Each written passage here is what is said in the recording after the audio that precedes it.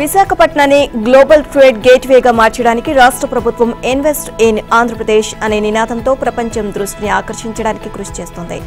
సిఐఐతో కలిసి 30వ పెట్టుబడిదారుల భాగస్వామ్య సదస్సు 2025ను శుక్ర శనివారాల్లో విశాఖలో నిర్వహిస్తోంది. Partners in progress India's road map to Viksit Bharat అనే థీమ్తో 14-15 తేదీల్లో జరిపే ఈ సదస్సుకు ఆంధ్ర విశ్వవిద్యాలయం ఇంజనీరింగ్ కాలేజ్ మైదానంలో విస్తృత ఏర్పాట్లు చేశారు. IT, electronics, green energy, automobile, అంతరిక్షం, రక్షణ, పర్యాటక రంగాల్లో భారీ పెట్టుబడులు రానున్నాయి.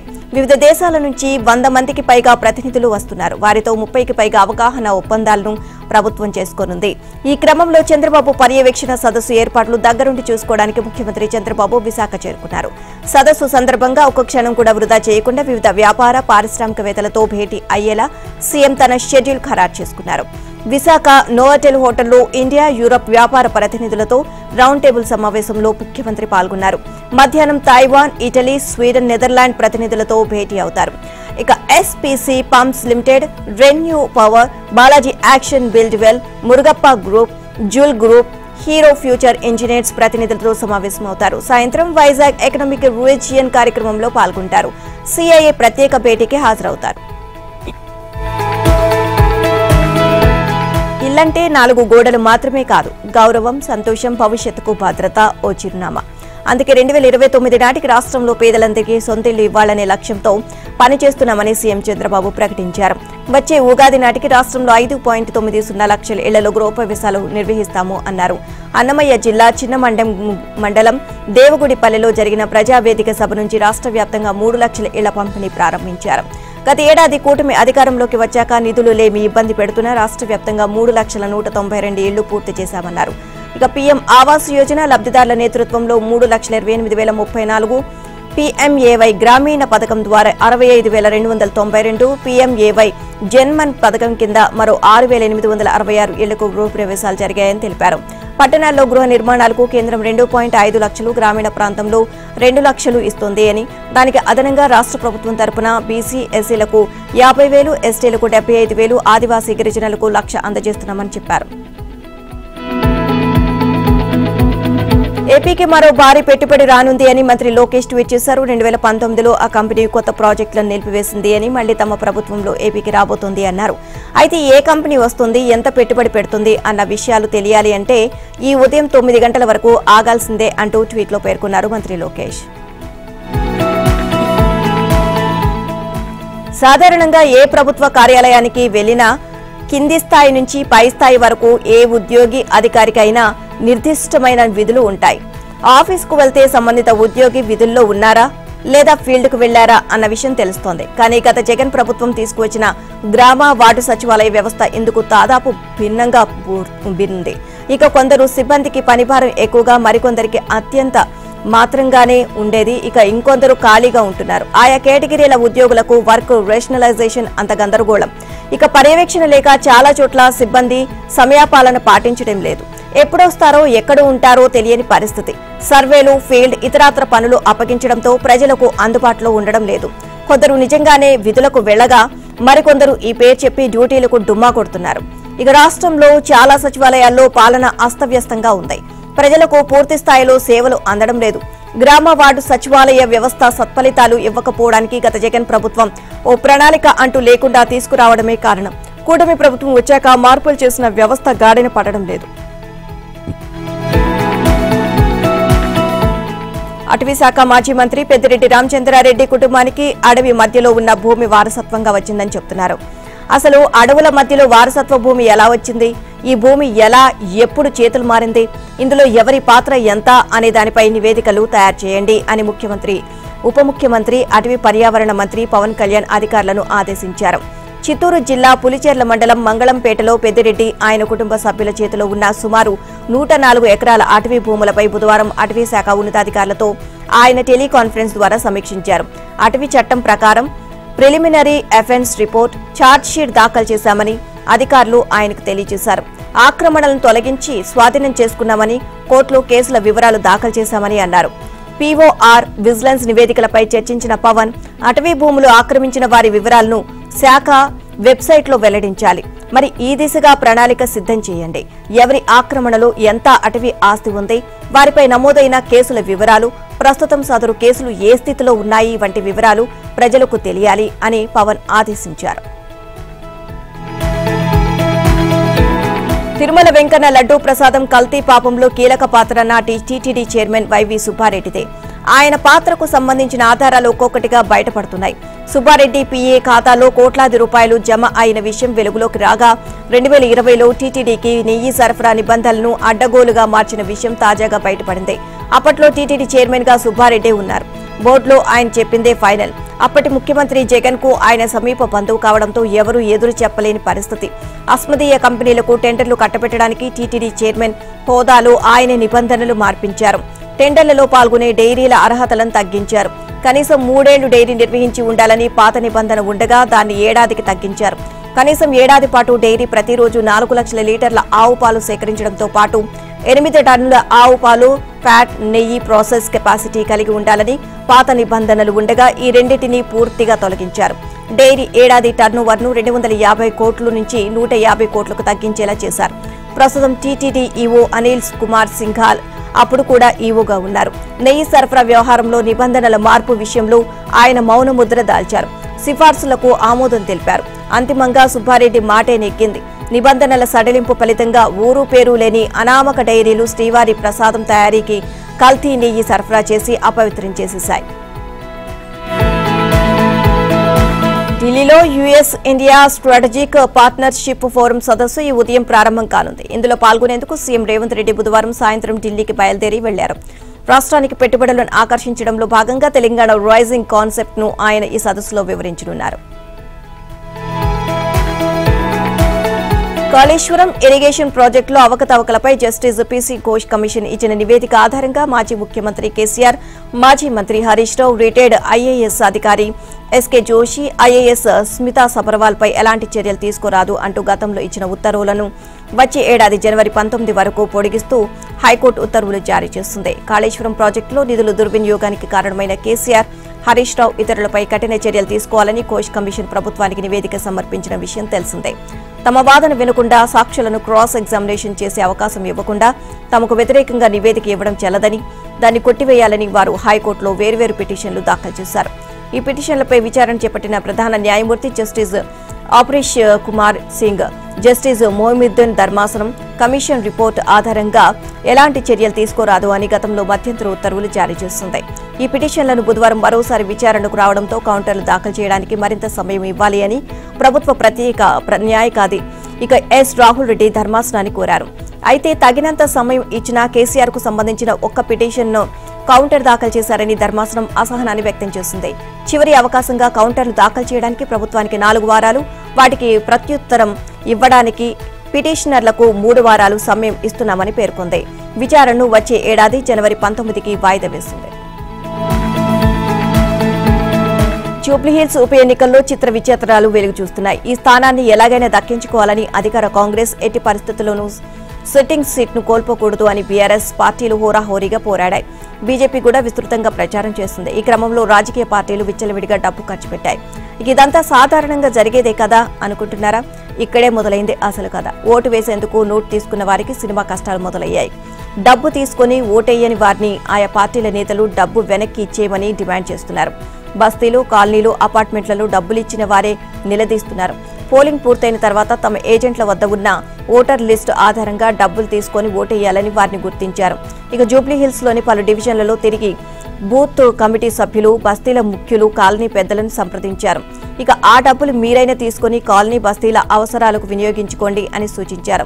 మధురానగర్లో ఓ అపార్ట్మెంట్ వాసులు సమావేశమై ఓటేయని వారు డబ్బులు తిరిగి ఇచ్చేస్తే అపార్ట్మెంట్ నిర్వహణకు వినియోగించుకోవాలి అని నిర్ణయించారు. జూబ్లీహిల్స్ ఉప ఎన్నిక అత్యంత ఖరీదైన ఎన్నికగా మారింది. ప్రధాన పార్టీలు పెద్ద ఎత్తున డబ్బులు పంపిణీ చేశాయి. గతంలో పోలింగ్ ఎక్కువగా నమోదైన బూత్లను పరిగణలోకి తీసుకుని డబ్బు పంపిణీ చేశారు. ఒక్కో పోలింగ్ బూత్లో 50% మించే నగదు పంపిణీ చేశారు. ఆయా బూత్ కమిటీల సభ్యులు కూడా తమ పార్టీ కార్యకర్తల కుటుంబాలకు, ఆ తర్వాత బంధువులకు, స్నేహితులకు, తమకు తెలిసిన కుటుంబాలకు ఇచ్చారు.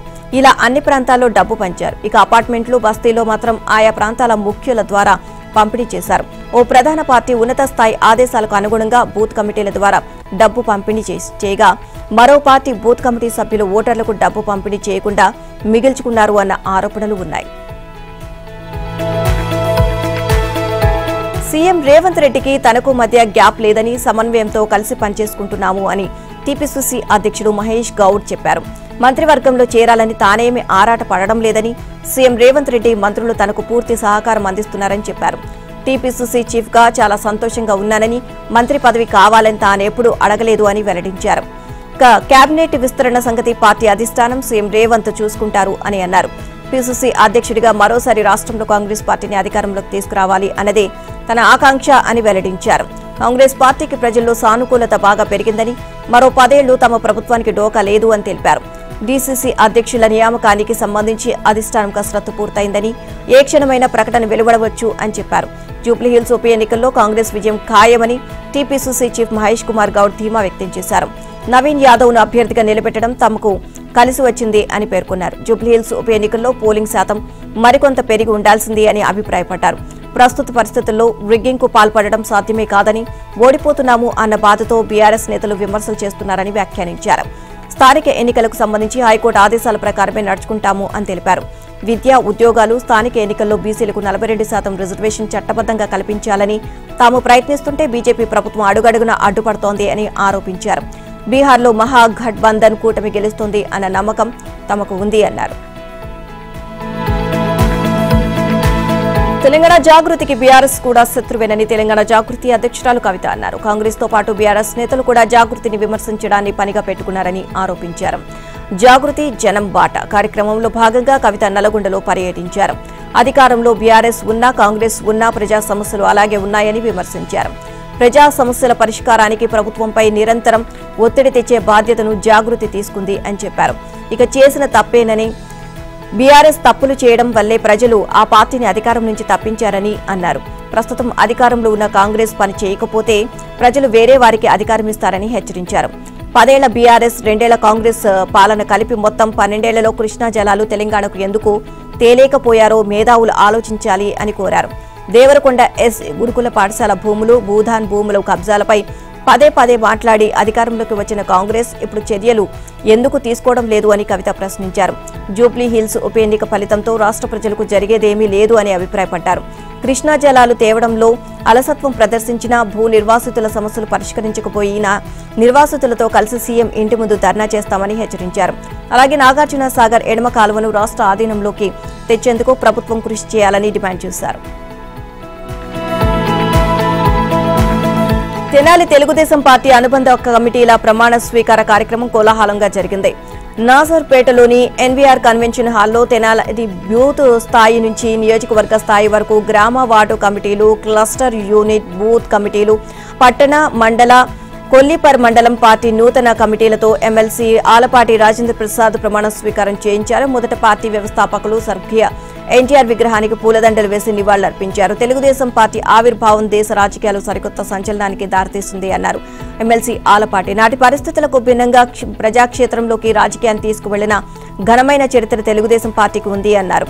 ఇక 43 సంవత్సరాల రాజకీయ అరంగేట్రంలో తెలుగుదేశం పార్టీని ముందుకు తీసుకువెళ్లడంలో కార్యకర్తల శ్రమ వెలకట్టలేనిది అని తెలియజేశారు. ప్రజా ప్రయోజన కార్యక్రమాలకు తెలుగుదేశం ప్రభుత్వం ప్రాధాన్యత ఇచ్చింది అని, సంక్షేమానికి అన్న ఎన్టీఆర్ బ్రాండ్ అంబాసిడర్ అని, అభివృద్ధికి చంద్రబాబు నాయుడు మార్గదర్శి అని, అయినా ప్రజలు కొన్ని సందర్భాల్లో ఓటమిని రుచి చూపించారు అని, ఇందుకు కారణాలు ఏమిటి అని ఆలోచించుకోవడం, పంతా మార్చుకొని ప్రతిపక్షంలో ఉన్న ప్రజాక్షేత్రంలో ఉంటూ ప్రజల పక్షాన నిలిచిన పార్టీ తెలుగుదేశం పార్టీ అని చెప్పారు. కూటమి ప్రభుత్వం ఏర్పాటుకు ముందు జరిగిన రాజకీయ సమీకరణాలు క్రమంలో జనసేన అధినేత పవన్ కళ్యాణ్ సానుకూల శైలి, ఇప్పటికీ పొత్తు ధర్మం పటిష్టతను కోరుకుంటున్నారు అని తెలిపారు. ఇక కూటమి అధినాయకత్వంపై బలమైన విధానంతో ఉన్న క్షేత్రస్థాయిలో అనేక ఆటుపోట్లు ఎదురైన వేసే ప్రతి అడుగు పార్టీ ప్రయోజనాలకు నష్టం లేకుండా ఉండాలి అన్నారు. తెలుగు యువత పార్టీ కోసం ఎక్కువ సమయాన్ని కేటాయించి పార్టీ శ్రేణులను పెంచుకునే విధానంపై పలు సూచనలు చేశారు. కూటమి పార్టీలోని ఎవరిని అగౌరవపరచడం మన విధానం కాదని, పార్టీ పదవులు పొందిన ప్రతి ఒక్కరూ క్రియాశీలకంగా పార్టీ కోసం, ప్రజల కోసం పనిచేయాలని ఆలపాటి సూచించారు. మేడారం మహాజాతర అభివృద్ధి పనులను యుద్ధ ప్రాతిపదికన పూర్తి చేయాలని రాష్ట్ర గృహ నిర్మాణ, రెవెన్యూ శాఖ మంత్రి పొంగులేటి శ్రీనివాసరెడ్డి ఆదేశించారు. పనులన్నీ డిసెంబర్ 31 నాటికి పూర్తయ్యేలా లక్ష్యాన్ని నిర్దేశించుకోవాలి అన్నారు. జనవరి 15లోగా జాతరలో భక్తులకు అన్ని సౌకర్యాలు అందుబాటులోకి రావాలి అని ఆదేశించారు. 24 గంటలు షిఫ్ట్ల వారీగా పనులు జరుగుతూనే ఉండాలని అధికారులు నిరంతరం పర్యవేక్షించాలని సూచించారు. బుధవారం సహచర మంత్రులు కొండ సురేఖ, సీతక్క, అడ్లూరి లక్ష్మణ్తో కలిసి మేడారంలో మహాజాతర పనులను మంత్రి పొంగులేటి పరిశీలించారు. అనంతరం అధికారులతో సమీక్ష నిర్వహించారు. ఈ సందర్భంగా ఆయన మీడియా సమావేశంలో మాట్లాడుతూ మేడారం జాతర పనులను రాబోయే 200 ఏళ్ల వరకు ఉపయోగపడేలా చేపట్టాము అన్నారు. ప్రస్తుతం జాతరకు 2-3 కోట్ల మంది భక్తులు వస్తున్నారని, 10 కోట్ల మంది భక్తులు వచ్చినా ఇబ్బంది లేని విధంగా సౌకర్యాలు కల్పిస్తున్నామని తెలియజేశారు. 25 రోజుల కిందట పనులు మొదలుపెట్టామని, మాస్టర్ ప్లాన్లో మరికొన్ని పనులను ఈ నెల 22 తర్వాత చేరుస్తాము అని అన్నారు. జాతర అభివృద్ధి పనులకు కావాల్సిన 19 ఎకరాల భూసేకరణను అధికారులు త్వరగా పూర్తి చేయాలని మంత్రి ఆదేశించారు. జంపన్న వాగుపై చెక్ డ్యాంల నిర్మాణానికి ప్రతిపాదనలు సిద్ధం చేయాలని, 4 అధునాతన జంతు వధశాలలను ఏర్పాటు చేయాలని సూచించారు. గడువులోగా పనులు పూర్తి చేస్తేనే బిల్లులు ఇస్తామని మంత్రి పొంగులేటి అన్నారు. గత ప్రభుత్వం తరహాలో జాతర నాటికి కూడా పనులు చేస్తూ పోతే కుదరదు అని స్పష్టం చేశారు. నాణ్యతలో తేడా వస్తే ఉపేక్షించేది లేదు అని హెచ్చరించారు. పనుల పరిశీలనకు ఈ నెల 22న మళ్లీ వస్తాము అన్నారు. ఈ నెల 21న రాష్ట్రపతి ద్రౌపది ముర్ము హైదరాబాద్ కు రానున్నారు. రాజ్భవన్లో బస చేసి రాష్ట్రపతి నిలయంలో జరిగే భారతీయ కళా మహోత్సవంలో ముఖ్య అతిథిగా పాల్గొననున్నారు. అనంతరం 22వ తేదీ ఉదయం పుట్టపర్తికి బయలుదేరతారని అధికారులు తెలియజేశారు. అంతకుముందు 16వ తేదీన ఉపరాష్ట్రపతి సిపి రాధాకృష్ణన్ రానున్నారు. ఈ నేపథ్యంలో రాష్ట్ర ప్రభుత్వం భారీ ఏర్పాట్లు చేస్తోంది. కట్టుదిట్టమైన భద్రతా చర్యలు చేపట్టింది. ఈ నేపథ్యంలో సీఎస్ రామకృష్ణారావు సమీక్ష నిర్వహించి అధికారులు కీలక ఆదేశాలు ఇచ్చారు. Blue book, VVIP protocol manual ప్రకారం భద్రత, ట్రాఫిక్ నిర్వహణపై కఠిన చర్యలు తీసుకోవాలని అధికారులను ఆదేశించారు.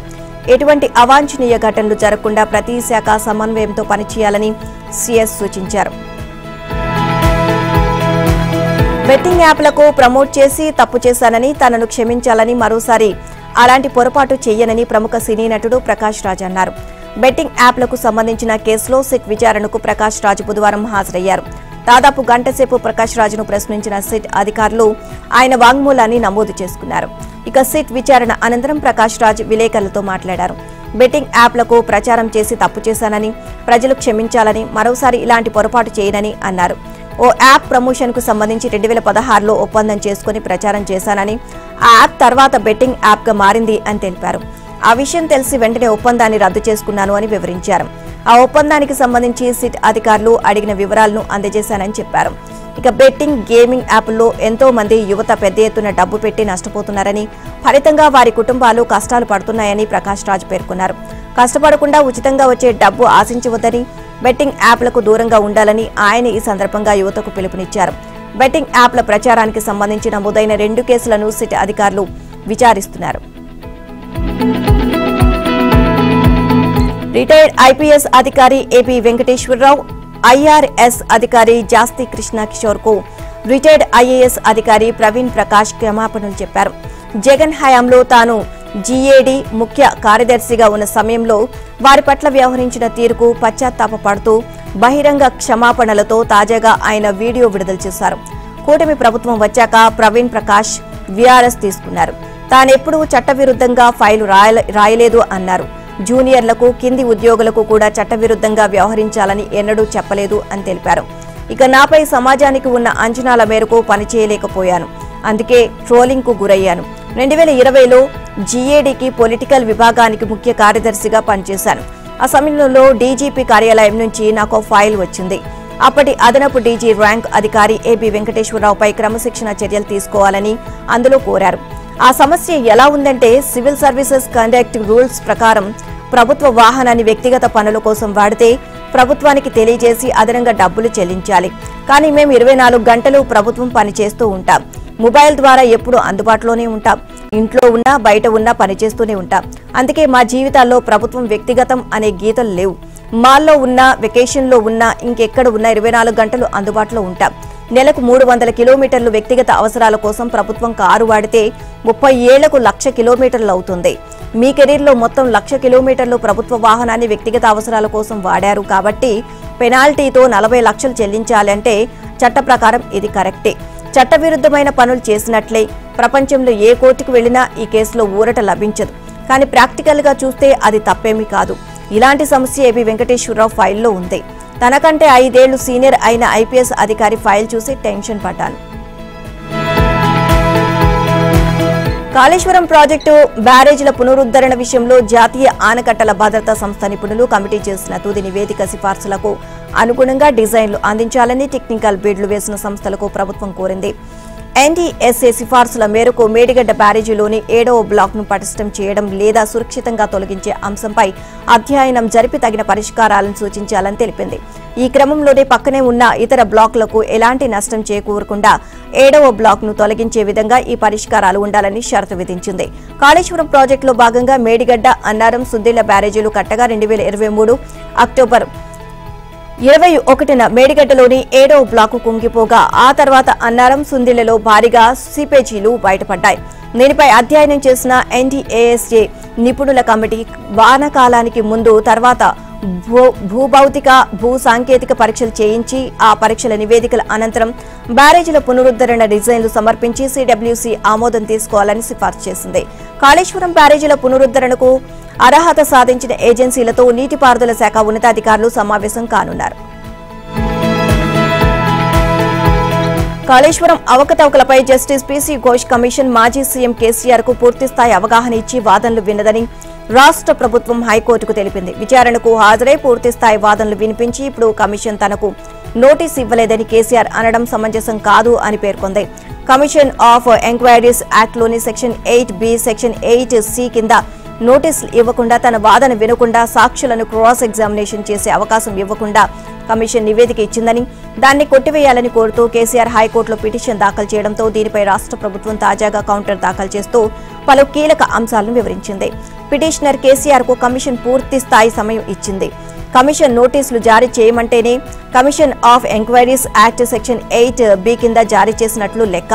పిటిషనర్ తన వాదనలు పూర్తి స్థాయిలో కమిషన్ ఎదుట వివరించి తప్పుదోవ పట్టించే ఉద్దేశంతో నోటీసు ఇవ్వలేదని చెప్పడం సమంజసం కాదు. యాక్ట్ ప్రకారం సెక్షన్ 8B, సెక్షన్ 8C నోటీసుకు ప్రత్యేకమైన ఫార్మాట్ అంటూ ఏదీ లేదు. నోటీసులో సెక్షన్ను ప్రస్తావించినంత మాత్రాన తప్పు జరిగిపోయినట్లు కాదు. ఈ వాదన న్యాయ సమీక్షకు నిలబడదు. కమిషన్ చేపట్టిన ఎగ్జామినేషన్ను పిటిషనర్ ఎలాంటి అభ్యంతరం తెలపలేదు అనే విషయాన్ని గుర్తించాలి. బ్యారేజీల నిర్మాణానికి అనుమతులు ఉన్నాయని చెప్పిన కేసీఆర్ దానికి సంబంధించిన ఎలాంటి డాక్యుమెంట్లను సమర్పించలేదు. సాక్షులను క్రాస్ ఎగ్జామినేషన్ చేసే అవకాశం ఇచ్చినా ఉపయోగించుకోలేదు. కమిషన్ సహజ న్యాయ సూత్రాలను పక్కాగా పాటించింది అని పేర్కొన్నారు. రాష్ట్రంలో ఎన్నడూ లేనట్టుగా చలి తీవ్రత బాగా పెరిగింది. ఒక్కసారిగా కనిష్ట ఉష్ణోగ్రతలు పడిపోయాయి. మరికొన్ని రోజులు ఇదే పరిస్థితి ఉంటుంది అని, చలి మరింత పెరుగుతోంది అని వాతావరణ శాఖ హెచ్చరించింది. తెలంగాణ రాష్ట్రం తీవ్ర చలి ప్రభావిత జోన్లో ఉంది అని కేంద్ర వైద్య ఆరోగ్య శాఖ ఆధ్వర్యంలోని national programme on climate change and human health గత ఏడాది ప్రకటించింది. ఈసారి కూడా అదే పరిస్థితి ఉంటుంది అని వాతావరణ నిపుణులు తెలియజేశారు. కనిష్ట ఉష్ణోగ్రతలు 8.5 డిగ్రీల వరకు పడిపోయే అవకాశం ఉందని హెచ్చరించారు. ఇక చలి వాతావరణంలో జాగ్రత్తగా ఉండాలని, లేకుంటే ఆరోగ్య సమస్యలు తలెత్తుతాయని వైద్య నిపుణులు హెచ్చరిస్తున్నారు. 3-4 రోజులుగా శ్వాసకోశ సమస్యలు, జలుబు, దగ్గు, జ్వరాలతో ఆసుపత్రులకు వస్తున్న రోగుల సంఖ్య పెరుగుతోంది అని చెప్తున్నారు. దేశ రాజధాని న్యూఢిల్లీలోని ఎర్రకోట వద్ద పేలుడు ఘటనలో తవ్వే కొద్దీ సంచలన విషయాలు వెలుగులోకి వస్తున్నాయి. ఎర్రకోట వద్దకు మధ్యాహ్నం 3:19 వరకు వచ్చిన కారు సాయంత్రం 6:28 వరకు అక్కడే పార్కింగ్ చేసి ఉంది. అంటే దాదాపు 3 గంటల పాటు కారు అక్కడే ఉంది. అయితే ఈ సమయంలో ఉమర్ మహమ్మద్ కారులోనే ఉన్నాడు. అతడు కారు దిగడం గానీ, డోర్ ఓపెన్ చేయడం గానీ చేయలేదు అని సీసీ ఫుటేజ్ ద్వారా స్పష్టమవుతోంది. శీతాకాలం కావడంతో సాయంత్రం వేళ ఎర్రకోట వద్దకు భారీగా ప్రజలు చేరుకుంటారు. అందుకే అతడు కారు వెనుక సీట్లో డిటోనేటర్లు పెట్టుకుని ఎర్రకోటకు వచ్చాడు అని. కానీ సోమవారం ఎర్రకోటకు సెలవు. అక్కడికి వచ్చిన తర్వాత ఈ విషయాన్ని అతడు గుర్తించాడు. దీంతో కారును అక్కడే ఉంచాలా, లేకుంటే మరో ప్రాంతానికి వెళ్లాలా అనే ఆలోచన ఉమర్ మహమ్మద్లో మొదలై ఉంటుంది అనే కోణంలో పోలీసులు దర్యాప్తు చేస్తున్నారు. అలా అక్కడి నుంచి ఉమర్ తన కారును నేతాజీ సుభాష్ మార్గ్ వైపునకు మళ్లించాడు. అలా కారు ఎర్రకోట మెట్రో స్టేషన్ సిగ్నల్ వద్దకు చేరుకుంది. కాసేపటికే ఉమర్ ప్రయాణిస్తున్న కారులో భారీ పేలుడు సంభవించింది. ఈ బాంబు పేలుడు తర్వాత దాదాపు 600 మంది పోలీసులు రంగంలోకి దిగి ఆ కారు ప్రయాణించిన మార్గాన్ని ట్రాక్ చేశారు. అందుకోసం దాదాపు 1000 సీసీటీవీ ఫుటేజీలను వారు పరిశీలించారు. ఆ క్రమంలో ఫరీదాబాద్లోని ఆల్ ఫలాహ్ యూనివర్సిటీ నుంచి సోమవారం ఉదయం హుండాయ్ i20 కారు బయలుదేరింది.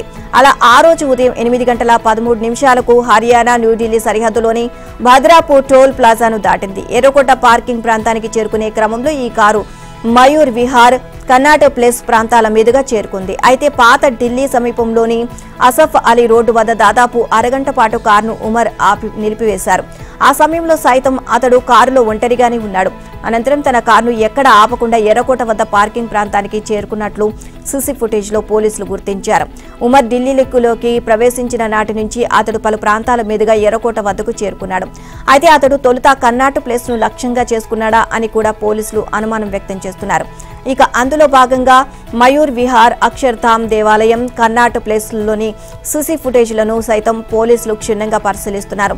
ఇక ఉదయం 8 గంటలకు ఉమర్ ఢిల్లీలోకి ప్రవేశించగా దాదాపు 11 గంటల తర్వాత అంటే సాయంత్రం 6-7 గంటల సమయంలో పేలుడు సంభవించింది. ఈ మధ్య సమయంలో అతడు ఏం చేశాడు అనే విషయాన్ని తెలుసుకోవడంపై పోలీసులు ఫోకస్ చేశారు.